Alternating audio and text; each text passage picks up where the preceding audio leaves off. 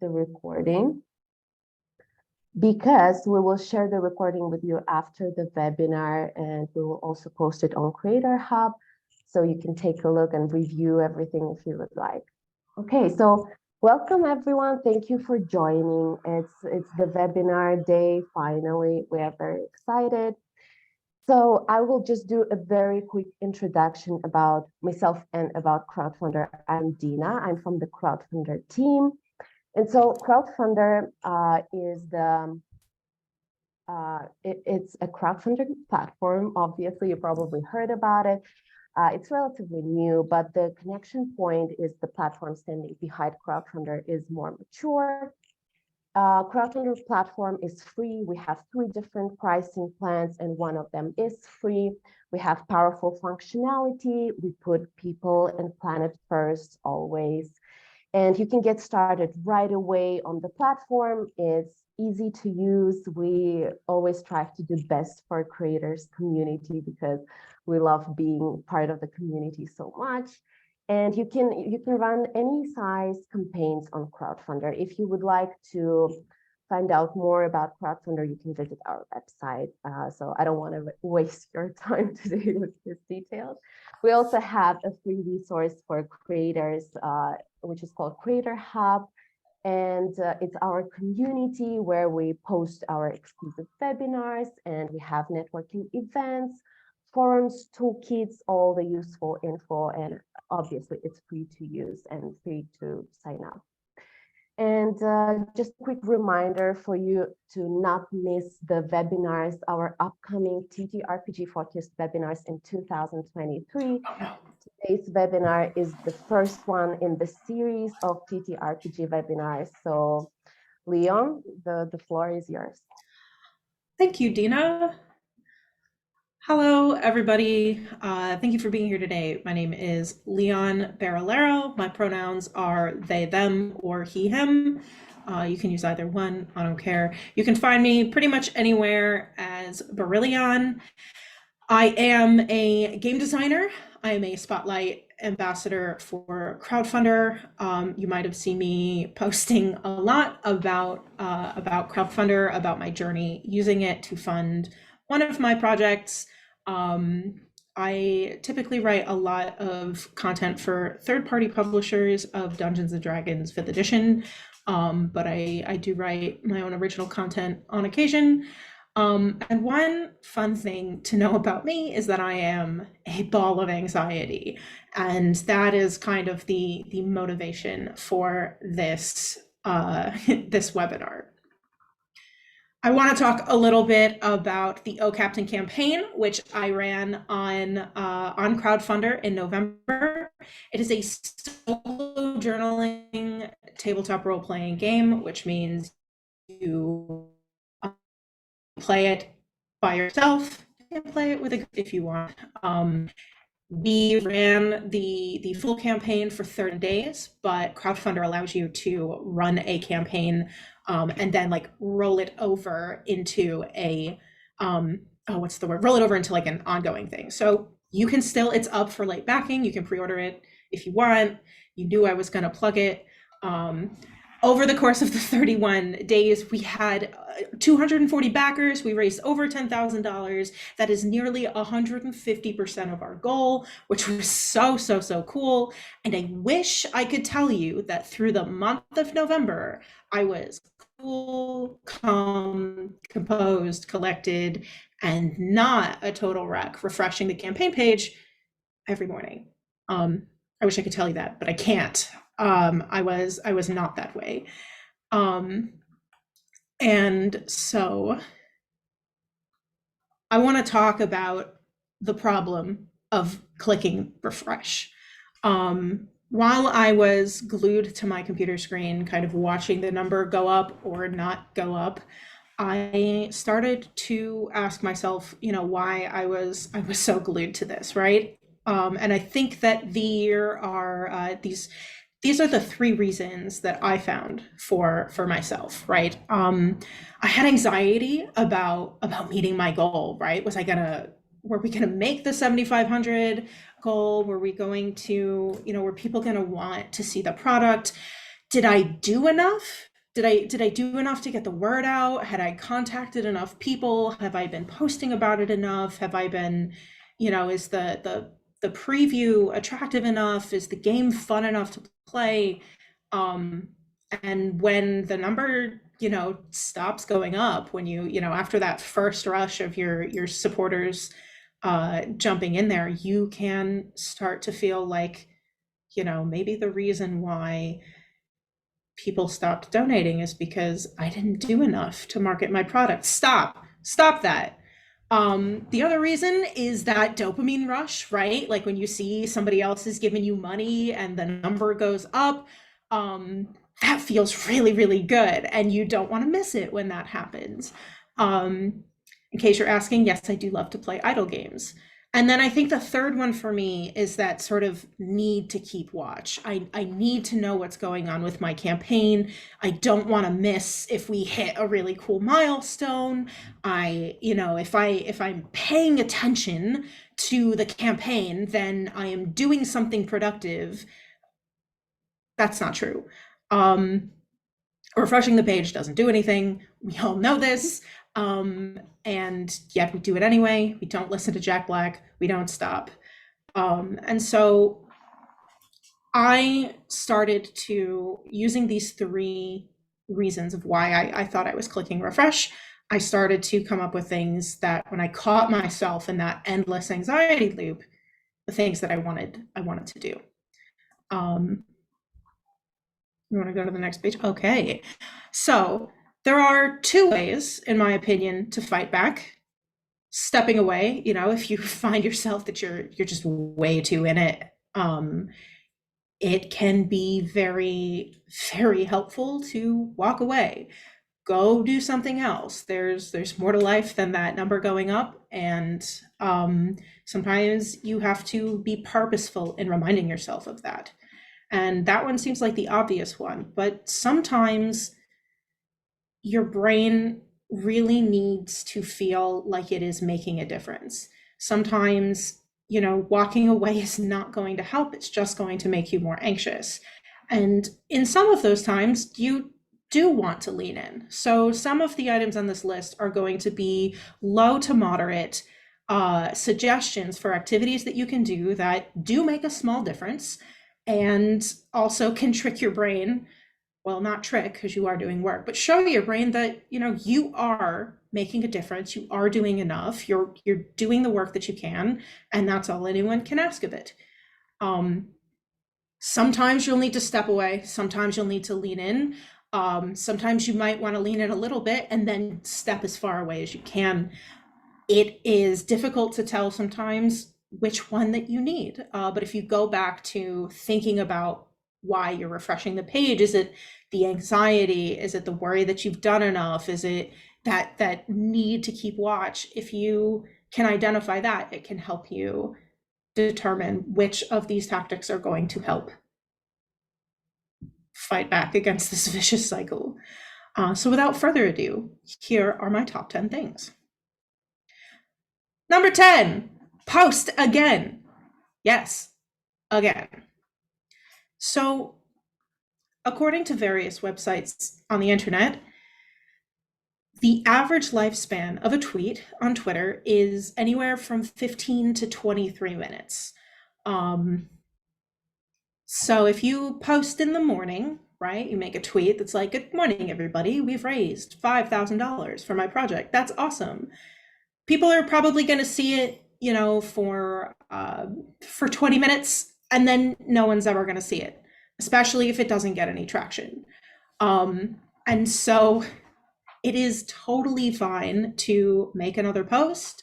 You're not being annoying when you post a lot. If you post the same thing, you can post about different milestones. You can post about whatever you want, but like sometimes the really, really helpful thing for me was when I was refreshing through the page, I would shake myself out of it by going to Twitter and saying, "Oh my gosh, we've raised, X amount of dollars. Thank you so much, everybody." And then link to the thing. And, my friends and my supporters would retweet that. And it made me feel like, okay, at least I did one small thing today to help towards the campaign. And then I would walk away. And some content ideas for you if you don't just want to keep posting the same thing over and over.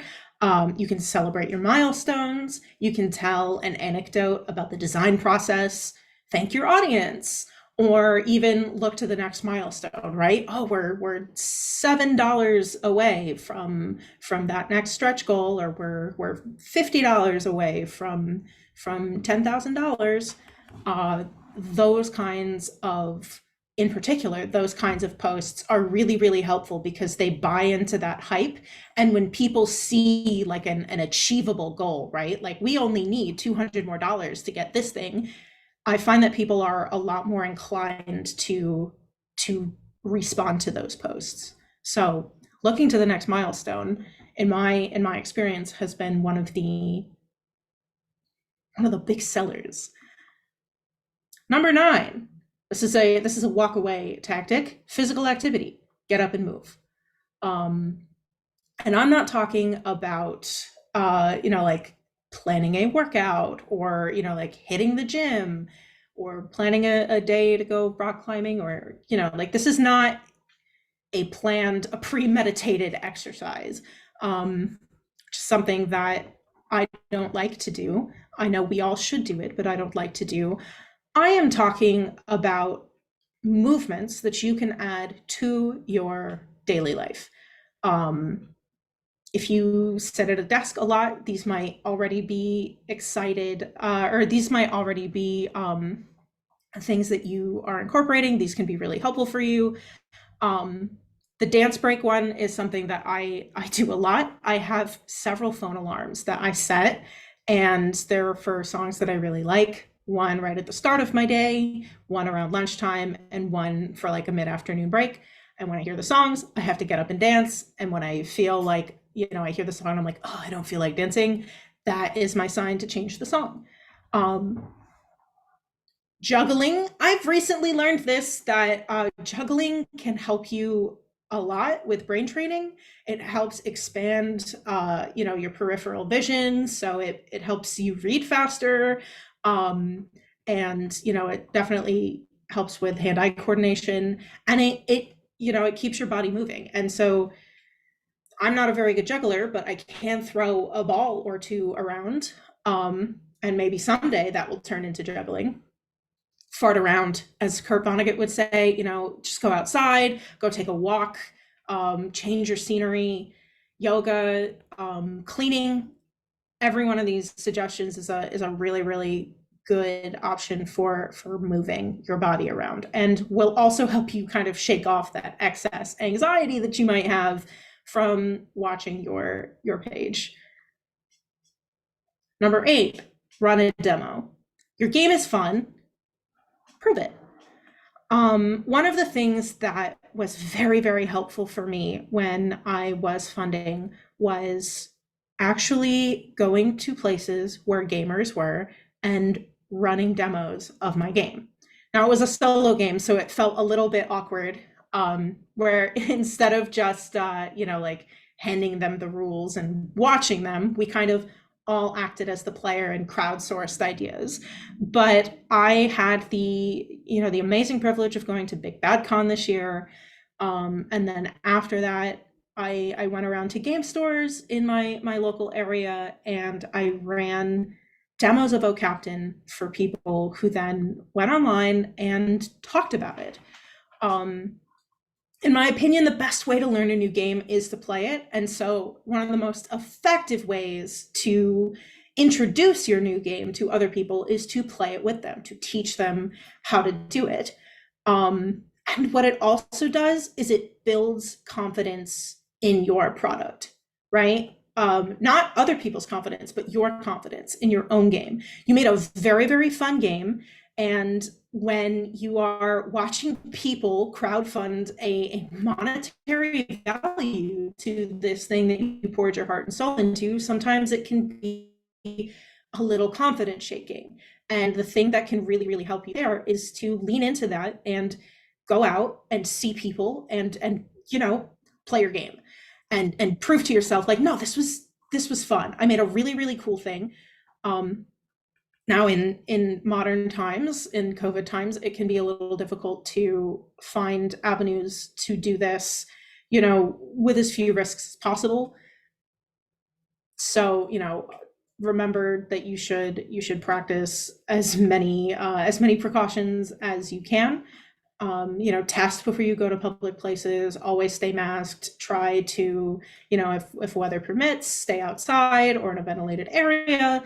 If you can run your game online, that is also a very, very, useful thing and totally safe.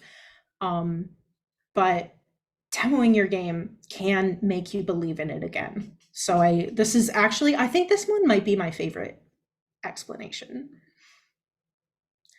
Number 7, secure cross promotion.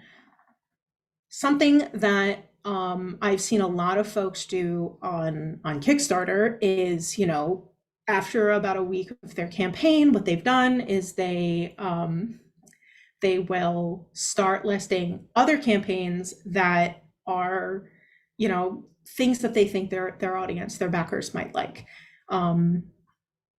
This is cross promotion, right? You go to another creator and you say, hey, I think it would be really cool if we shared audiences. And sometimes you kind of have to stay in the platform that you're using, right? So if you're using Crowdfundr, you should cross promote with other Crowdfundr creators. If you're using Kickstarter, you should cross promote with other Kickstarter creators, because certain platforms, at least Kickstarter, doesn't like when you crowdfund on other platforms or cross promote on other platforms. But if you are looking for other Crowdfundr folks to cross promote, if you're using Crowdfundr, you can go on and you can search for other campaigns and contact folks. But Crowdfundr also has a creator hub that you can go on and reach out to other creators and, maybe post like, I'm looking to do cross promotion. So, connecting with your community and finding other creators to sort of lean on during this process is something that I think Crowdfundr makes super easy. You can use social media to find creators who are like-minded, or like different Facebook groups for crowdfunding. I've seen folks try to do cross promotion that way, and that's really cool. But yeah, try to find other people whose audiences you can swap. That's backwards. This is forwards. Number 6, journal it out on real physical paper.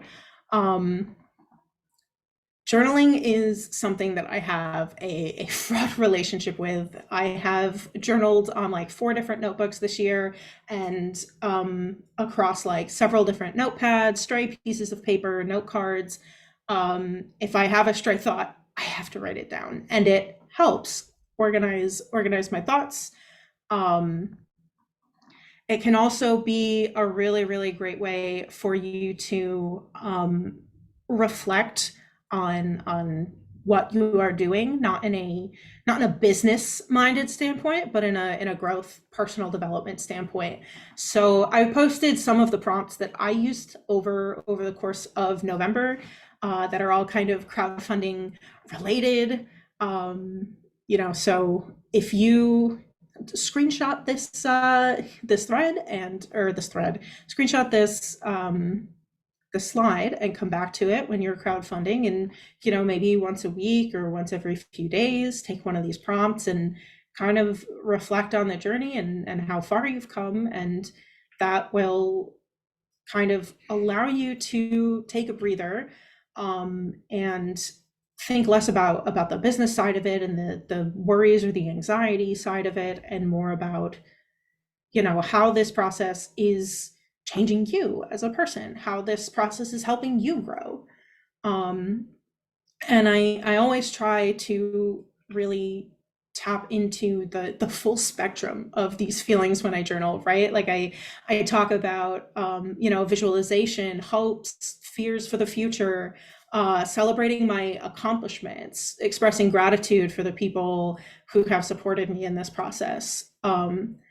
And I also find it's very hard to journal if you don't know what to talk about. Like sometimes when I'm anxious, I'm like, oh, I got a journal, but I don't know what to write about. So here are some prompts. You can also like go online and search journaling prompts, and those are very helpful too. Number 5, explore new social media. You never know. This is a funny story. You never know where your next backer is going to come from. So about a week and a half into the O Captain campaign, I had posted on my Instagram. I reactivated my Facebook account so I could tell all of my friends and family who don't care about role-playing games, you know, like, I know you don't play these, but you can give me money because you're my friend. So I thought I had already started trying like every single avenue. I'd posted on all the social medias. And then I got an email about an invitation to connect on LinkedIn. You know, I don't even know who it was, someone I went to college with. And so I logged into LinkedIn for the first time in 6 months. And I think I hit accept on the connection. That doesn't matter. But I was like, you know, I've never even posted on LinkedIn before. So I made a LinkedIn post, and I said, you know, like, this is my first crowdfunding campaign. If you'd like to support me, you know, here is the link. And I actually, you know, people that I don't have on other social medias, because they're just people I went to school with or worked with, they liked the post on LinkedIn. And then later on, when I was looking through my my list of backers, I saw their names come up in the supporters list. So I think that is the most baffling thing that happened to me through the whole campaign, is that LinkedIn helped. Thank you. That's the first time I think LinkedIn has ever done anything for me. So I would just, you know, shout out LinkedIn. TikTok, I wish I could tell you that I, you know, that I made a bunch of TikToks and people really liked them.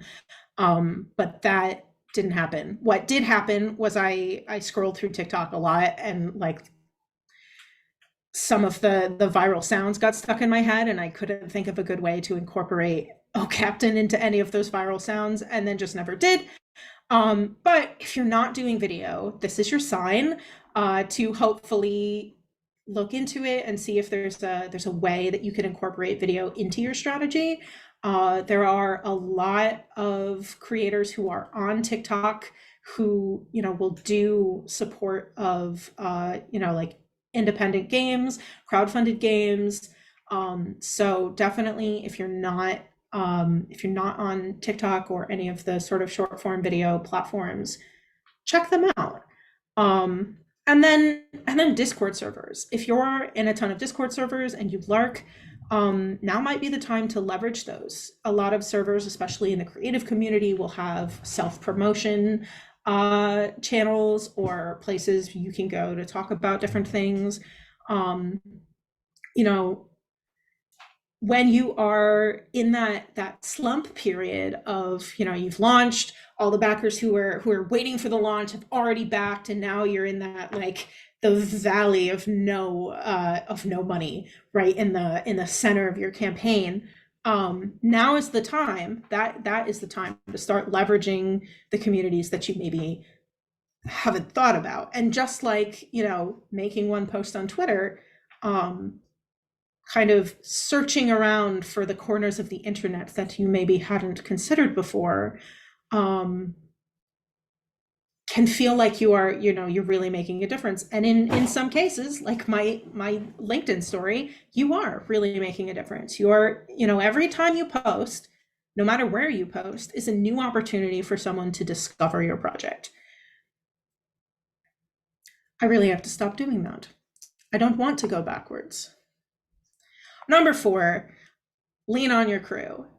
This is another step away. Call your friends right now and tell them you love them right now. Like, you don't have to listen to the rest of the webinar. Ask for help. You know, make a cool hand. That's a Yu-Gi-Oh screenshot. I've been watching a lot of Yu-Gi-Oh lately. But it's, you know, the message of Yu-Gi-Oh, which is me and my friends are unstoppable when we're together, that's a real message. You are unstoppable when you have your friends, and your friends want to help you through this process. They want to support you. They want to hear how you're doing. And so a lot of the things that were really, really helpful for me were the times when I could just be with my friends and get away. Schedule and honor. The honoring is the important part. Schedule and honor a weekly get together with your friends. As gamers, we all like to play games. You might have a weekly Blades in the Dark group that you play with, or like a board game night. As a gamer, I would say, maybe while you are crowdfunding, find a different activity, and we'll get to that later. But make sure that there is at least one time a week that you are being intentional about engaging with your friends. Another thing that you can do that is really, really helpful is to ask your friends to reach out to you regularly through the crowdfunding process. Some of your friends will just reach out, but sometimes it is really helpful to tell people how you would like to be supported. And so, reaching out to a partner or a family member or a close friend and saying, hey, it would be really, really cool if like maybe once a week you could check up on me and make sure that I'm not losing my mind, watching the numbers stay stagnant for 5 hours at a time on a Wednesday morning. Totally not a true story. Your friends will really, really want to support you. And the more time you make to be social, and the more time you can engage with your community and lean on them, the better you're going to feel. Number 3, catch up on administrative work. If you've never hit inbox zero, this might be the time. This might be the time. The more that you can do while you are funding, which feels like very much like a hurry up and wait. You're in the wait period of hurry up, that sort of eye of the storm, because before you're crowdfunding, you're doing all that. You're rushing to get all the press lined up and all the assets and all of your social media. You're getting everything done so you can hit launch and go live. And then after your game or your project funds, now you have to start sending out the surveys and using the money to do the next steps. And so in the middle, it can feel like there's a lot of really uncomfortable just sitting and waiting. And so there are some things that you can do. The first thing that has been really, really helpful for me is a content calendar. And where you post, you have a list of different updates, some that trigger on a certain day, some that trigger on a when you hit a certain milestone or when something happens, social media posts, updates to your campaign. And the thing that was a godsend was pre-writing as much of those as possible. So if you go onto the OCaptain page and you see all of the updates, signed Admirals Bullock and Barillaro, those were all pre-written, with a parentheses for where the numbers go and everything like that. But most of that stuff we had written, within the first week of the campaign. And that was really, really helpful because I was able to use that sort of anxious energy to do something productive. And then when I needed it, I could just copy and paste it. Boom, easy. Keep up on your correspondence. Your supporters might have questions. You want to answer those questions as quickly as is possible for you. And then when people ask questions, it's always good to keep your FAQ tab updated with any question that someone might ask of you. So that's a really, really important administrative task. And then see if there are next steps that you can start doing now. What can you do now to make your next steps of development easier? For example, if you have a survey that you need to write, putting that survey out, or not putting it out, but writing it, designing the survey before the campaign ends can be very helpful. On sites like Crowdfundr that give you a keep it all option where you get paid as somebody makes a donation. If you get enough money and the campaign hasn't ended, you can use that money to start paying an artist, start paying an editor right away. So you don't have to wait for the campaign to end to get started on your other stuff.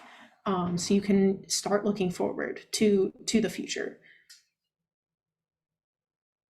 Number 2, remember I was going to say this one, engage in a hobby that has nothing to do with game design. As a gamer, I find that a lot of my life is writing about games, writing for games, researching games, playing and running games. And then when I'm done with that, I eat dinner and then I play games. Whether it's my weekly Dungeons and Dragons, or a book club in my Discord server, or even video games sometimes can start to feel very, very training to me, because it's all game stuff and it means that I can never turn my brain off. So if you're making a game, try to find a hobby that has nothing to do with games at all. And my three examples, my unplug to save battery examples, are to learn something, to create something, or to experience something. One of my go-to hobbies is language learning. I have been studying French on and off for about 10 years. I'm really afraid to speak in French because a couple years ago, when I was in Paris, I was trying to talk to the waiter and he laughed at me and then spoke in English. And so now I don't speak French at all, but I'm very good at listening and reading and writing. But I use Duolingo every day. I've got that. I just hit my 365 streak last week, so I'm very proud of that. But you can learn anything. You can take time to learn a new skill. You can take time to learn about like an animal. Go get a book from your local library and read about how hyenas interact with each other, which is also a subject that I'm really interested in, by the way. Creating something should be self-explanatory. Art is a really, really great way to unplug. For a while, I was doing this thing where I was drawing a Pokemon a day. For those of you who know Pokemon, I got up to Rattata and then I quit, so didn't get very far. I started with Bulbasaur, went to Rattata, so didn't get very far with that, but I drew a really, really good Charizard. I'm not much of an artist, but just being able to put a pencil to paper and create something is really, really relaxing. But again, I'm not much of an artist, so the thing that I prefer to create is food. I love to cook. I have a giant stack of recipe books, cookbooks, I believe are what they are called. And just the feeling of being able to make something with my hands is very, very relieving, very cathartic. You could take up knitting, woodworking. I have a friend who makes candles, and that's how they unplug. Just find whatever niche hobby. Letter writing is something that I've gotten into, just something that has absolutely nothing to do with game making. Gardening, ideally the less amount of screens, the better. And then the last one is experiencing something. So this is my sort of, maybe it doesn't create something, or it doesn't give you a new skill or a new thing that you can hang up on your wall, but it is still something that gets you out of your chair and doing something new. Going to a museum or a zoo or an aquarium, heading to the beach, going outside on a day trip, go rock climbing. any kind of experience that is, once again, safe in these times of COVID. My original picture was a concert, and I'm still a little afraid to go to concerts if I'm being honest, just because of the proximity of all of those folks. But any kind of activity that lets you kind of get up, get out of the house, go do something, or not even maybe out of the house. Maybe you can just, like build a pillow fort in your living room, which is something I did last winter break. Make your house look different, make your space look a little bit different, and try to experience your world in a brand new way. Get a new perspective on something. And what that does is it opens your mind, and like I said at the beginning of this talk, it reminds your brain that the world is a lot bigger than this one thing that is bothering you right now. Your project is very important, but it is not the only thing. And getting out there and seeing what other things there are can be a great reminder of that. And so we come to our last one, and it is a bit of a cheat.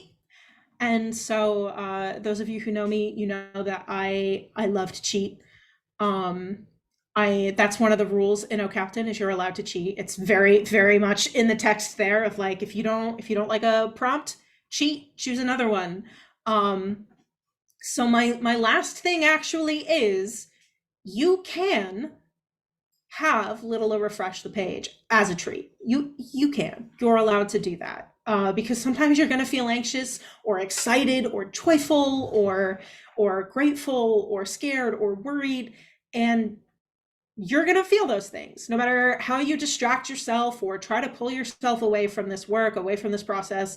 You're still going to feel those things, and sometimes the only thing you can do is sit in front of the computer and refresh your page. And so one thing that I would say is, maybe allot certain times for you to check on a page. Maybe have, someone you live with, a roommate or a partner, check in on you frequently to make sure that the page isn't up on your screen. Or maybe like set a timer at the beginning of the day. If you're like me, you'll get ready for work and you'll come into your office and sit down, and the first thing you'll do is you'll check your crowdfunding page. So what I actually started doing was I set an alarm for 5 minutes after my work time, and that alarm would go off and it would say something like, close the tab. And then I would close the tab because I realized I was doing it again. You can also schedule times for yourself to check in with your campaign. If you use the Pomodoro method of timekeeping, which is, you set a certain amount of work time, usually 20 to 25 minutes to complete a task. And then once your timer is up, you take a 5-minute break, you get up, you stretch, you hydrate, do whatever you need to do. Then you come back and you do another 20-minute sprint. You can check your campaign on your breaks. That's a really that's a nice bargain you can make with your anxious brain of like, all right, if I got 20 minutes of sitting down and doing the work that I need to do, then I can have 30 seconds of checking to see if anyone donated. And the last thing that I think is really, really important is that you have to be gentle with yourself during this period. It's 2 weeks, it's a month, it's however long it is, of one of the most terrifying experiences of all, which is creating something from your heart and asking for money and having the internet ascribe a monetary value to something that has come from your heart. That is scary. That's stressful. It kind of sucks. You're gonna feel anxious. So plan around that. Give yourself more time than usual to complete your tasks. Be gentle with yourself during this process. Understand that you're not a machine and you're not going to perform like a machine. You're going through a lot, but you are going through it, like it or not. And those are my 10 things. I I wish I could say that I used all of them. I tried to use all of them or most of them. Some of them are things that I would definitely do next time. I am definitely, I made this webinar for myself, I think, because when you are really in it, um, you can kind of forget that there are other things. So maybe this webinar felt like, well, yeah, all of these things are super, super obvious. But when you are anxious or feel like you have a lot of things going on, sometimes it can be difficult to stop and take yourself out of it. And so the way that I have set up these slides is, kind of like a checklist almost, right? You've got the 10 things and then the journal prompts and the exercise ideas. And so the next time that you are funding and you find yourself feeling a little bit anxious or a little bit frustrated, um, it would, I would be super happy if just one person used these slides or came back to this webinar and just kind of like shut their eyes and scrolled and picked something from the list and did it, and it made them feel even a little bit better. I hope that folks can get a use out of these things, or maybe try something new that they haven't tried before. And I hope that, if you're watching this webinar, then hopefully that means that you will be crowdfunding soon. So I wish you the best of luck with that. If you would like to reach me, here's my website, which is in desperate need of an update. You can find me on all forms of social media with the handle Barillaro. I'm most active on Twitter, Tumblr, and Instagram. If you want to connect with me on Discord or email, those contact information there. Discord is case sensitive, so make sure you have that capital B in there. And let's see, if you have any questions, I would be happy to answer them. I just checked. It looks like there aren't any, but that's what I got. Thank you. Oh, maybe we do have one. Max, thanks for the awesome webinar. I ran my first crowdfunding campaign earlier this year. I'm super proud of the game, but I'm finding self-promotion to be its own special kind of hell. For one thing, this feels like the worst possible time to have finally joined Twitter. Oh, Max, I'm so sorry. Yes, this is a terrible time to have joined Twitter. Are there any Discord communities that you would recommend? That's a great question. I think that that depends on your audience and your type of, like the project that you are in. I am in several Discords of like previous collaborators, or groups like, for example, the Dungeon Masters Guild. Like they have an unofficial Discord for publishers on the Dungeon Masters Guild, so that is one that I frequent. There's an open Discord for the Storytelling Collective, which has a self-promotion aspect to it, a self-promotion channel. I love the Storytellers Collective Discord. I love the Storytellers Collective because they have a ton of classes on all different types of creative endeavors, and their community is very much about fostering your creative spirit and helping build portfolios and that kind of thing. So I think that would be a really cool place to sort of lean into. In terms of other places, the Zine Month Discord server I have found is a really awesome place, but again, that is kind of like focused towards Zine Month products. But I really love the community in that Discord server as well. And I'm trying to think if there are any others that are like open, you know what I mean? Because a lot of my Discord communities are, well, they're all like friend Discord servers with names that I cannot repeat in polite company. But yeah, just kind of hopping in. Let's see. No, I'm sorry, I don't have any other ones for you, but hopefully I gave you a couple that you can check out. Cage says, thanks, Leon. This was great. Thank you, Cage. I'm glad you enjoyed it. All right. Oh, do I have to click the answer live button? Oh, I'm just going to, oh, I'm sorry. I've never done a Zoom webinar before. The technology is incredible. It does not look like we have any more questions, but Dina, would you like to come back? Dina's back. Hello, Dina. I'm back. Thanks, everyone. Thanks, Leon, for this amazing webinar. I personally, I'm not a TTRPG creator, but I enjoyed it so much. So many great mental health tips that I'm going to use that journaling prompts that you shared. Yeah. And I also shared it on our Crowdfundr social media. So our social media audience can use them to like screenshot them and maybe use them later in 2023 probably, because everyone is thinking only about holidays already.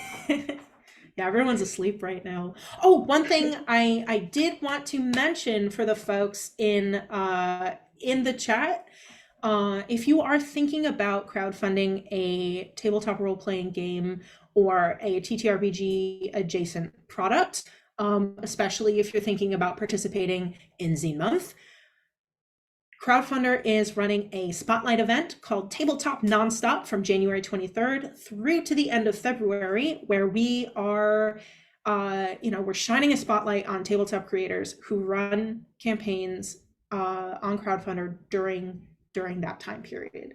So if you would like to sign up, Dina, if you wouldn't mind maybe posting a link to the spotlight in the chat, that would be really, really helpful. Oh, you did it. Yeah. Fantastic. Yes. There's a sign up form there where you can sign up to get news. I'm actually sending out an email later today with some resources for folks who have signed up. So look out for that, and definitely, sign up soon if you want to get that email too. We will be offering social media support, paid media support, and all kinds of different opportunities to to get your project more visibility. And we're also doing this to support Zine Month. We want Zine Month to grow and be this big beautiful thing.